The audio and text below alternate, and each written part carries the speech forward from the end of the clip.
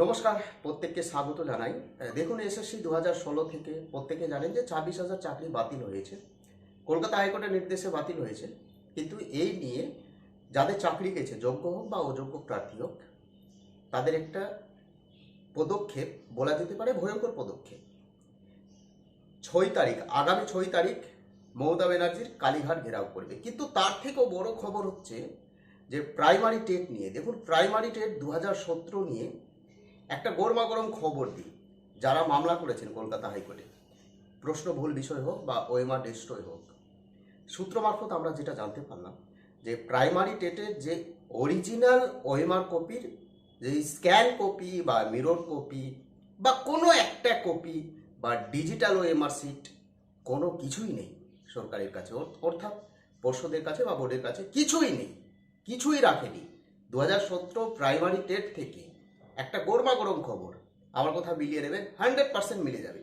যারা মামলা করেছেন প্রাইমারি টেট নিয়ে, বিশেষ করে 2017 বা প্রশ্ন ভুল মামলা নিয়ে, 100% তারা মার্কস পাবে।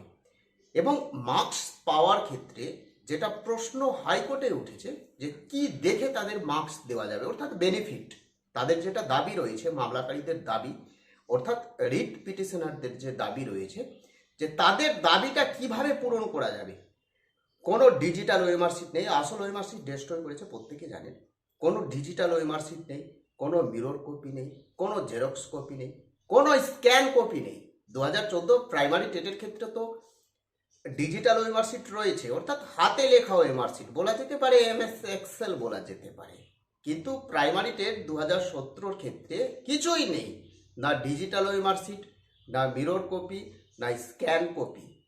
তাহলে যারা রিট পিটিশনার রয়েছে তাদের যে দাবি যে এই কোটা প্রশ্ন ভুল আছে, 16টা হোক বা 17টা হোক, এই যে 16 বা 17টি প্রশ্নের এগেনস্টে এই যে মার্কস দেওয়া হবে, কি দেখে মার্কস দেওয়া হবে, কারণ কোনো কপি নেই, কোনো স্ক্যান কপি নেই।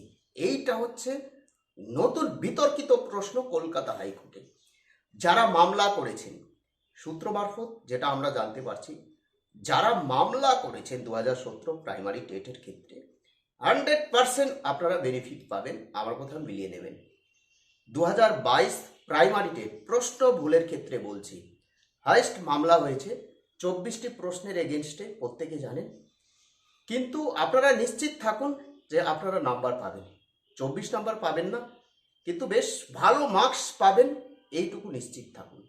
2014 প্রাইমারি টেট যেটা সুপ্রিম কোর্টে চলছে, আইএফআই ম্যাট 1594 প্রশ্ন ভুল মামলাটি 100% প্রত্যেকটা মামলাকারী, আমি মামলাকারীর ক্ষেত্রে বলছি, আমি প্রত্যেকের ক্ষেত্রে বলছি না, যারা মামলা করেছেন সুপ্রিম কোর্টে 100% একটা ভালো খবর আসছে, আমার কথা মিলিয়ে নেবেন।